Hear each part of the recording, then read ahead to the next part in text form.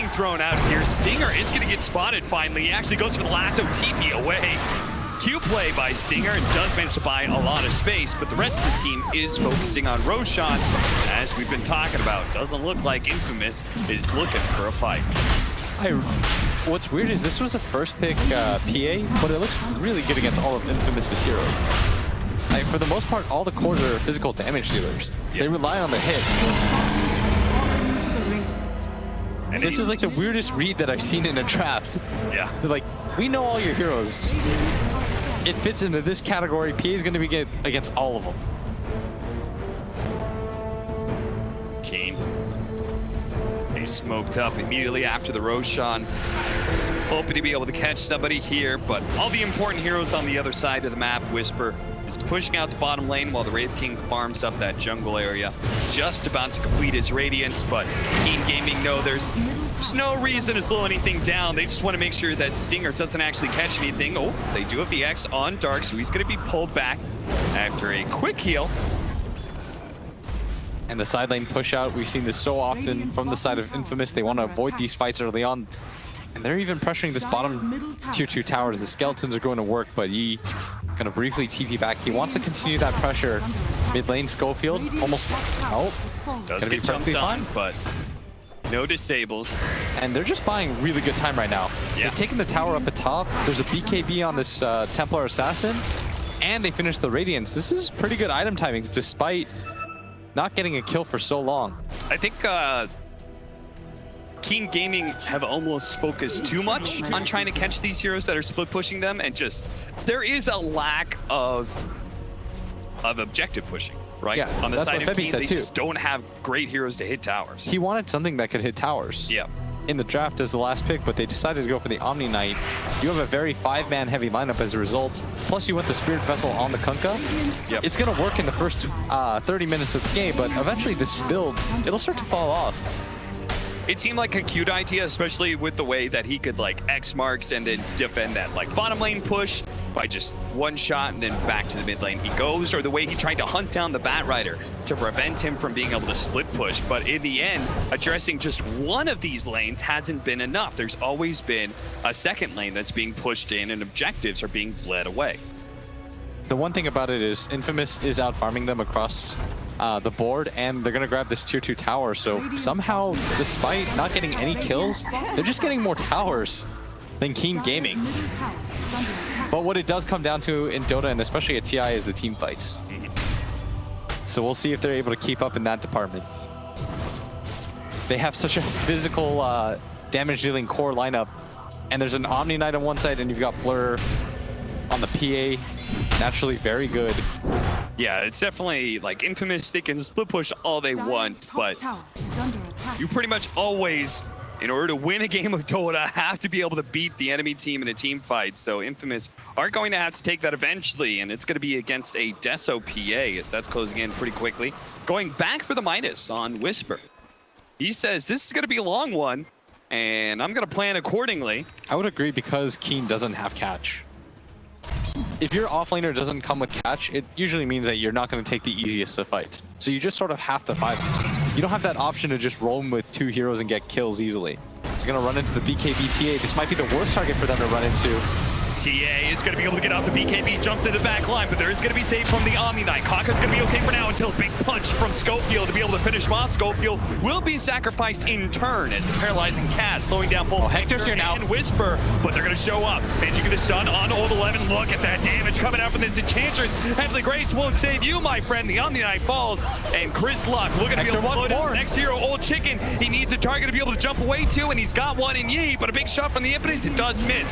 The Tusk snowballing in. Ice shards forward. The Raid Fire Blast nails the PA. Can they overwhelm it? What a dive this is. This is a dive that will be able to win the fight. And they're going to surround this PA right now. Ulted up by the Bat Rider. Nowhere for her to go. Absolutely nowhere. Jumps over to the Kunkka, but they had the Ice Shards well in place to be able to block her take out. this tower that too. Is 4 dead, and yeah, tier 2 is going to fall just like that. And Infamous has answered the question. All they needed was that one team fight. They didn't get a kill for something like 12 minutes, and it happens in a hurry. And 23 minutes in, they're threatening for the tier 3. do a little bit of damage, not trying to push their luck.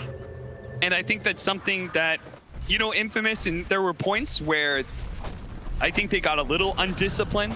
They lost some of the games because of that, but one thing that they really didn't do too much was try and push high ground before they were actually ready. And this is a good example of that. Maybe it's just because in part of how much they love to be able to farm as we look back at that fight and see Old Chicken just try and make escape after escape. But Infamous, you say Keen, you know, lacking catch, Infamous has a plethora of it.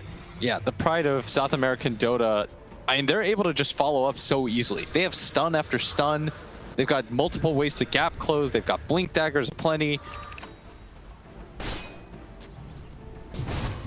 And I feel like Keen, they almost missed their timing window by 5-manning too much. They would often take these smoke ganks where they just run into one hero. It took them way too long to kill Wisper when they did run into the jungle and found him. And all it really did was open up space for his two side lane cores.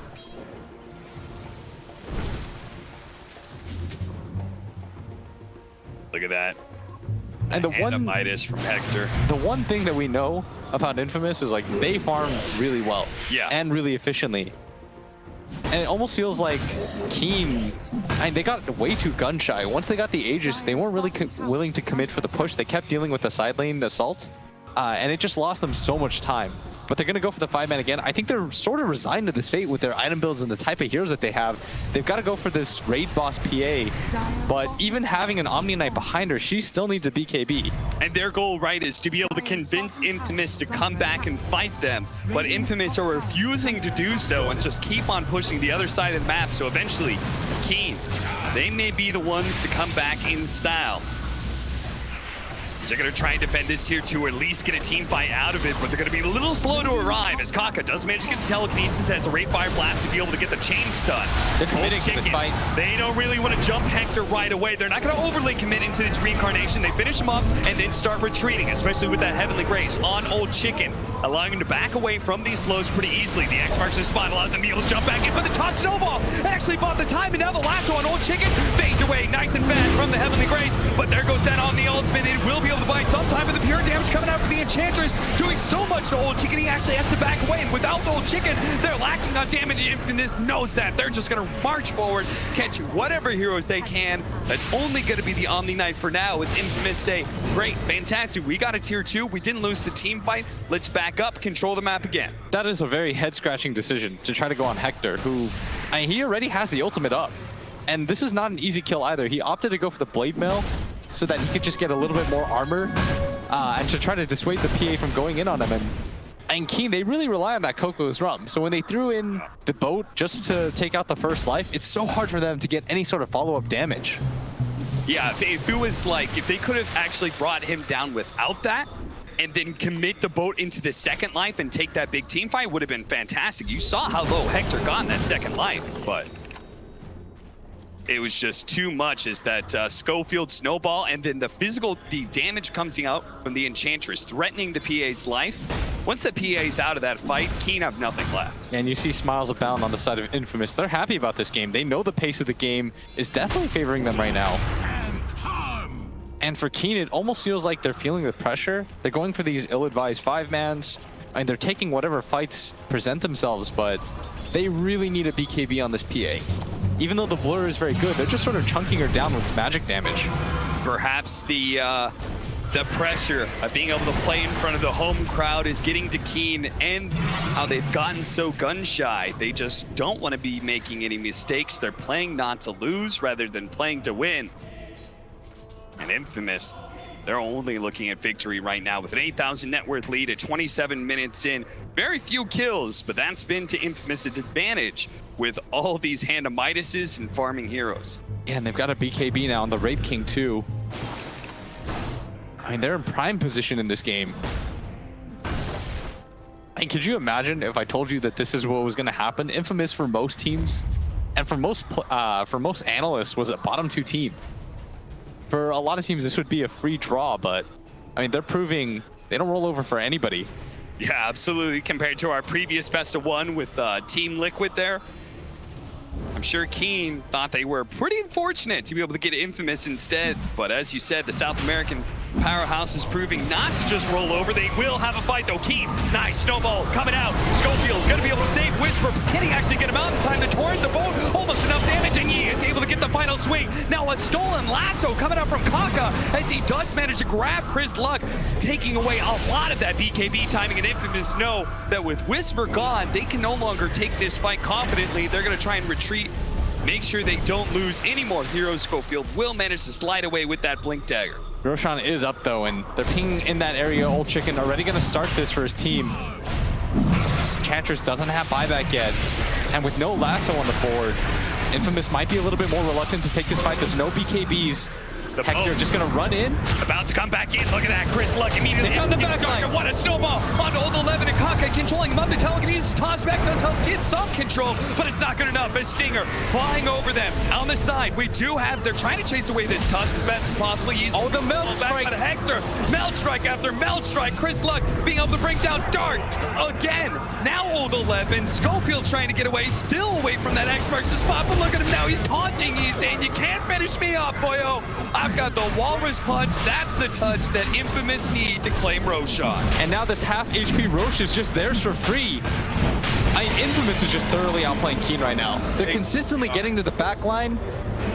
Keen can't protect either of their supports right now. It feels like this Omni Knight's job is too complicated. His head is on a swivel right now.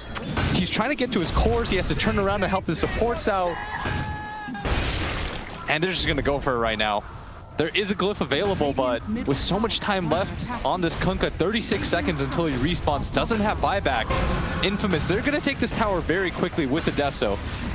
They certainly are, especially if Hector can get out some skeletons as well. 10 seconds on that.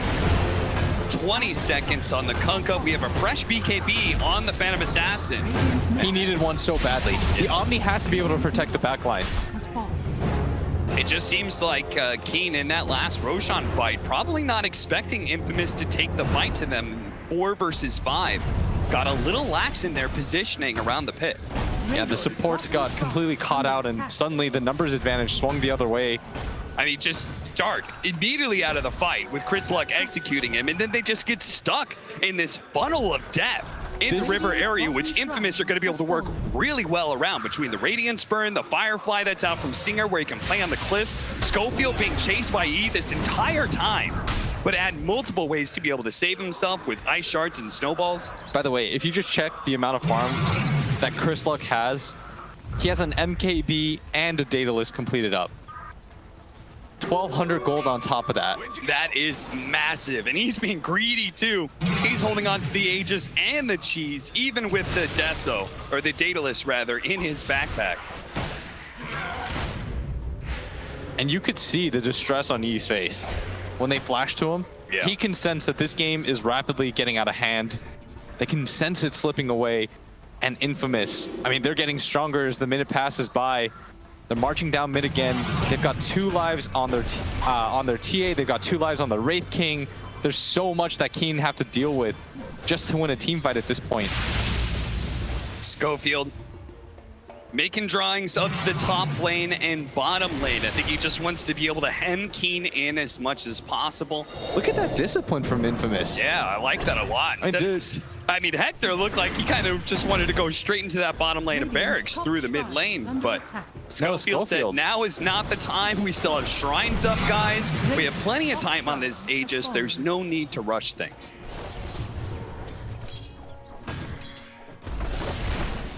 And they are looking like such a veteran team right now. Yeah. They're pushing in the lanes before they go for some sort of blind push. And that's what Keen did, if you recall. Keen sort of just went for it down mid while their 2 side lanes were in distress. But Infamous is being cautious. All their lanes are in a good position, and now they're just going to go for it. Hector starts banging on the tier 3. Chris Luck not joining him too much, make it a shot or 2. just to be able to... Oh no, he's going to jump forward immediately, take out Kaka, popping his BKB, looking for his next target. The Heaven's Halberd is going to be able to buy some time for Dark, but not long enough as he just gets two shot level right 25 talent. That's a double kill for Chris Luck with the Melt Strike, getting the bashes in. Omnivac finally forced to be able to throw out his ultimate, but now he's being pulled back and all that pure damage. Triple kill for Chris Luck. He looks for his next target. The boat coming in. He's going to take his time, backing up. He has the Blink Dagger coming back in. Old Chicken doesn't manage to jump in and finish off Scofield, but another Heaven's Halberd on to Chris Luck, stalling up this damage. Old Chicken tries to throw the daggers after him, but this Templar Assassin with the refraction. They're going for Megas right now. Tanky, and they're just going to go for the Megas. They're going to force reaction out of Keen Gaming. They say you have to fight right now. Ain't a 3 versus 5, or Megas is ours. And they've already taken the top racks with the skeletons, and bottom shortly to follow. 33 minutes in, they've taken Megas.